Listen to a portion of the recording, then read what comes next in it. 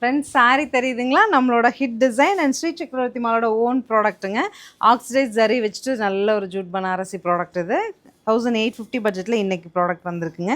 இது எல்லாமே handloom weaving அப்படிங்கிறனால நமக்கு வந்து ரேரஸ்ட்டாக தான் கிடைக்கும்போது நம்ம அதை சூஸ் பண்ணிக்கலாம். 1850 மாதிரி தெரியாது. நான் நிறைய ஃபங்க்ஷன்ஸ்க்கு நான் 2 கலர் வச்சுருக்கேன்.